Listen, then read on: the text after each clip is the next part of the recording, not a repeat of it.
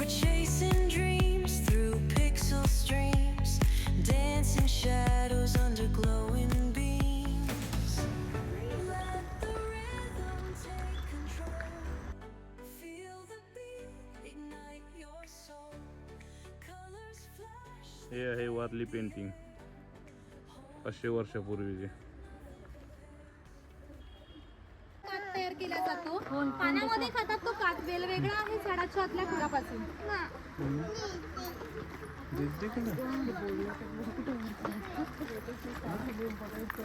इकडे कातवट्टी आहे, ते खैराचं झाड तोडून त्याच्या आतील खोडाचे बारीक बारीक तुकडे केले जातात. ते बारीक बारीक तुकडे पहिल्या 4 मडक्यांमध्ये पाण्यासोबत उकळवले जातात व त्याचा जो लाल रंगाचा पाक तयार होतो तो पाक या 5व्या मडक्यामध्ये विशिष्ट तापमानावर उकळवला जातो व तो पाक या सावलीमध्ये सुकून त्याच्या वड्या पाडल्या जातात. त्यापासून कात तयार होतो. या कात तयार होण्याच्या प्रक्रियेला 3 ते 4 महिने लागतात.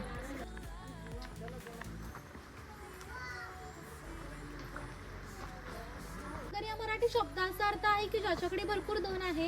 या धनगर समाज इतक्या दुर्गम ठिकाणी राहत असे की त्यांचा पहिला बस स्टॉप 10 ते 12 किलोमीटरवर असे. ही लोक जेव्हा गावामध्ये येत तेव्हा त्यांच्या पायात तांबड्याच्या वाणा, हातात मोगराची काठी, खांद्यावर फटकी घोंगडी या वेशभूषेमध्ये येत असत. असे असते धनगर 100 ते 125 गाई, 5 ते 25 म्हशी यांचा मालक असे. त्या गाई म्हशींची किंमत 8 ते 10,000 करायची असते. या साऱ्यांची विक्री करायची ना पुढे जाते.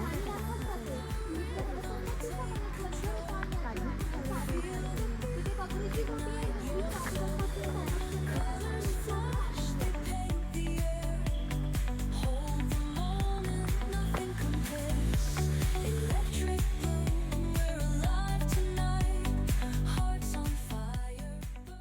वस्तू बनवून देण्याचे काम चर्मकार करीत असे. आणि याच्या जोडीला आणखी एक प्रसंग सांगतो की तो 500 वर्षापूर्वी घडला. इथे 80 किलोमीटरवर मार्लेश्वर नावाचं देवस्थान आहे. त्या ठिकाणी एका पर्वतात एक मोठी गुहा आहे. आणि इकडे एक महत्त्वाचं वैशिष्ट्य म्हणजे त्या गुहेमध्ये अजूनही जिवंत साप आहेत. पूर्वी मार्लेश्वर देव एका गावामध्ये राहत होते. त्या गावातील लोक वाईट मार्गाने वागू लागले. त्यामुळे शंकरांचे पावित्र्यही कमी होऊ लागले. हे शंकरांना मान्य होणे शक्य नव्हते. म्हणून त्यांनी गाव सोडून जाण्याचा निर्णय घेतला व मकर संक्रांतीच्या आदल्या रात्री शंकर गावाबाहेर पडले. गावाबाहेर या चर्मकाराचे घर होते. चर्मकार गरीब नीतिवान पण श्रद्धाळू होता. शंकराने कोणत्याही साथीपातीचा विचार न करता चर्मकाराला मशाल दाखवण्याची विनंती केली व चर्मकाराने सुद्धा अगदीच देवभव समजून मशाल दाखवण्यास सुरुवात केली. ज्या ठिकाणी मार्लेश्वरी देवस्थान आहे त्या ठिकाणी आल्यावर शंकराने आपले खरे रूप प्रकट केले व चर्मकारास दर्शन दिले व त्यात सांगितले यापुढे मी जे करणार आहे त्या गोष्टीला जवळजवळ 500 वर्ष होऊन गेली. परंतु आजही संक्रांतीला शंकरांची मूळ गावातून पालखी निघते. तिला मशाल दाखवण्याचे काम चर्मकाराचाच वंशज करतो. म्हणजे मार्लेश्वर हे असं देवस्थान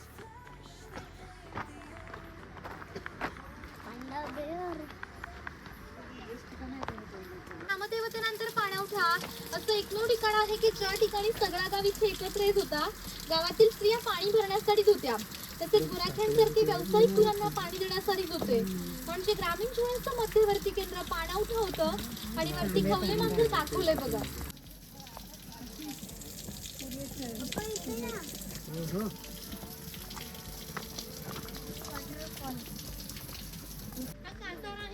सांगितल्याप्रमाणे 12 बलुतेदार प्रत्येकाच्या घरावर जाऊन सेवा पुरवीत असत. त्याप्रमाणे कासार या मुलीच्या घरी आला आहे. हे या मुलीचं घर आहे. या मुलींची लग्न वयाच्या 8व्या व 10व्या वर्षी होत असत. तोपर्यंत या मुलींना बांगड्या भरण्याचा कोणताही मोबदला त्या कासाराला मिळत नसे. ज्यावेळी या मुलीचं लग्न होईल त्यावेळी मुलीचे वडील या कासाराला एक सोन्याचा दागिना देत असे. त्या व्यतिरिक्त त्या कासाराला कोणताही मोबदला मिळत नव्हता.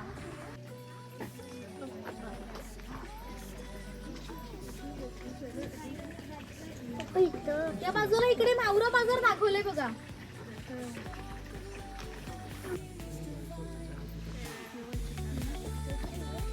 हे स्वयंपाकघर आहे. पूर्वी घरामध्ये दगडमातीच्या वस्तू असत. ते जमिनीसारखं दिसतं त्याला गिरेट म्हणतात.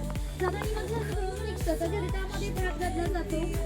तांदूळ बाजूला कोंड्या बाजूला होतो. हे मोदक पात्र आहे म्हणजे कोकणी कुकर. हे पुराण यंत्र आहे. त्याच्या आतमध्ये शिजलेली डाळ घातली जाते व हे 2 रॉड उलटसुलट फिरवून आधी डाळ वाटून निघते, वाटले डाळ याच्या खाली पडते, तिच्या बुडबुडात पोळ्या केल्या जातात. हे शेवया गाडीचं लाकडी यंत्र आहे. वरती चहाची किटली आहे, बाजूला जेवणाचा डब्बा आहे, वरती पाण्याचा तांबे आहे, खाली 3 डब्बे आहेत, बाजूला 2 चमचे आहेत, त्याने तो लॉक केलेला आहे. तिथे दगडी उकड आहे. पूर्वी असा वापर भाताचे पोहे करण्यासाठी करत आणि घरामध्ये जुन्या काही वस्तू दाखवल्यात बघा पूर्वीच्या. आहे पूर्वी प्रत्येक व्यवसाय जातीनिय होता. व्यवसाय निवडीचे स्वातंत्र्य नव्हते. प्रत्येकाला आपापल्या जातीचाच व्यवसाय करावा लागत असे. बांबूच्या वस्तू बनवून त्यांना काम पुरुड करीत असे. हे स्तूप आहे, ही रोळी आहे, तिचा वापर धान्य धुण्यासाठी केला जातो. तसेच आजही धार्मिक कार्यामध्ये केला जातो. आपल्या घरामध्ये जेव्हा शुभ कार्य असते तेव्हा घरातील सौभाग्यवती स्त्रिया किंवा कुमारिका त्या रोळीमध्ये दिवा घेऊन उभ्या असतात. जर हा दिवा शुभ कार्य पार पडण्याआधी विसला तर ते अशुभ मानले जाते. आजही आपल्या साखरखान्याचं लग्न मुंबईला असेल तर रोळी गावावरून मुंबईला पाठवली जाते, कारण मुंबईला सर्व वस्तू मिळतात पण रोळी नाही मिळत. याचा घाणा आहे, याला खुंट असे म्हणतात. याच्या आतमध्ये सुके खोबरे घातले जाते आणि हे जे उभे लाकूड आहे याला कोकणी भाषेमध्ये लाट असे म्हणतात. ही लाट ही आडव्या लाकडाला अशा तऱ्हेने बांधली जाते की जेणेकरून ही लाट उभी राहते. या ठिकाणी चोपडाला बैल बांधला जातो व ह्या आडव्या लाकडावर हा दगड ठेवून त्याला स्वतः ह्याच्यावर बसतो. हे सगळं बसून घेऊन हा बैल गोल फिरवला जातो, जेणेकरून आतील खोबरं रगून तसं तेल निघतं. हे तेल भरून काढायचं असेल तर चोपडाचे बैल सोडायचे व ही 2 लाकडं बाजूला करून आतील तेल भरून काढायचे. पुन्हा जर नवीन तेल पाडायचे असेल तर ह्याची क्रमवार मांडणी करून हे तेल पाडले जात असे. म्हणजे पूर्वी 7 ते 1.5 पसा तेल पाडण्यासाठी 1 ते 1.5 तास मेहनत घ्यावी लागत असे. यावरून तुमच्या लक्षात येईल की पूर्वीचे जीवन किती कष्टमय होते. हा लोहार आहे. 500 वर्षापूर्वी कोकणाची राजकीय परिस्थिती अस्थिर होती. बरेचसे लोक सैन्यामध्ये होते. त्यांना लागणाऱ्या लोखंडी ढाली व तरवारी बनवून करण्याचे काम लोहार करीत असे. आणि याचे वैशिष्ट्य म्हणजे काहीशे वर्षांपूर्वीच्या जुन्या तलवारी व ढाली मराठा कोण त्यांच्याकडे आहेत. त्यांना अजूनही गंज आलेली नाही. त्यांची दरदसऱ्याला पूजा केली जाते.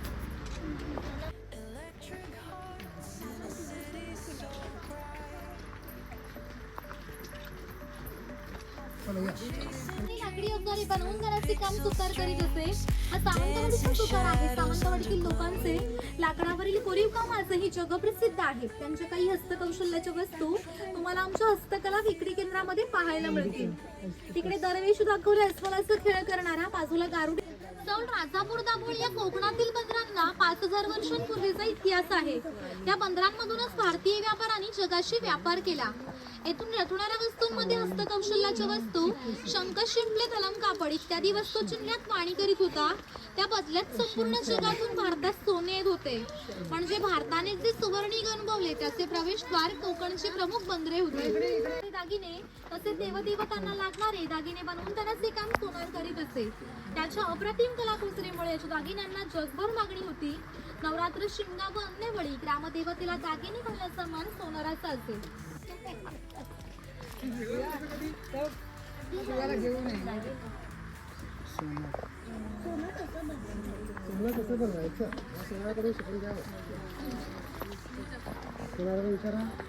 आईकडे सर्व कामे कुंभार करीत असे. हे जे सफेद रंगाचा मडका आहे ते माडी काढायचा मडका आहे. कोकणामध्ये नारळाची झाडं मोठ्या प्रमाणात असतात. त्यांना नारळ येण्याआधी पोई येते, तिला आडवा काप दिला जातो व बाजूने विशिष्ट प्रकारचा झाडपाला लावला जातो. तो झाडपाला आतील माडी शोषून घेतो व ही थेंबथेंब करणारी माडी मडके वरचेवर लावून त्यामध्ये साठवली जाते. काळाच्या ओघात बाराबोलतीदारांचे व्यवसाय नष्ट झाले, परंतु माडीकाडीचा व्यवसाय अजूनही व्यवस्थित सुरू आहे.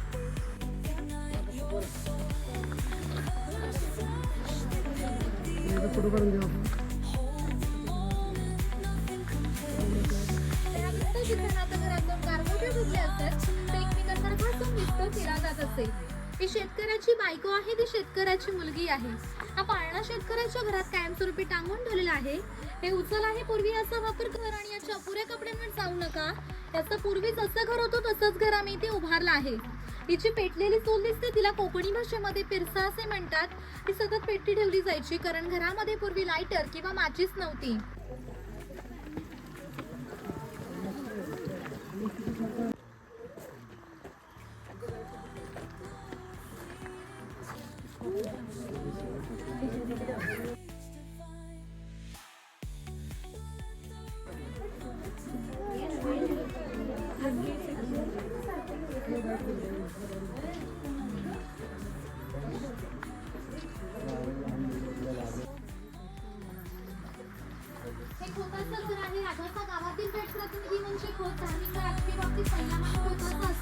खोत हा गावचा प्रमुख असे. गावात मैदान करणे, महसूल गोळा करणे, कायदा व सुव्यवस्था सांभाळणे ही कामे खोताची असत. ही खोताची बायको आहे. कोकणी स्त्रिया सुंदरी होत्या तसेच शूराई होत्या, परंतु त्यांना स्वातंत्र्य नव्हते. मासघराचा उंबरठाही त्यांच्यासाठी मर्यादा होती. ही खोताची 2 मुले आहेत की आपला परंपरागत खेळ सोंगट्या खेळत आहेत. हाच खेळ महाभारतात धर्मराज व दुर्योधन यांच्यामध्ये द्युत या नावाने खेळला गेला. त्या घराची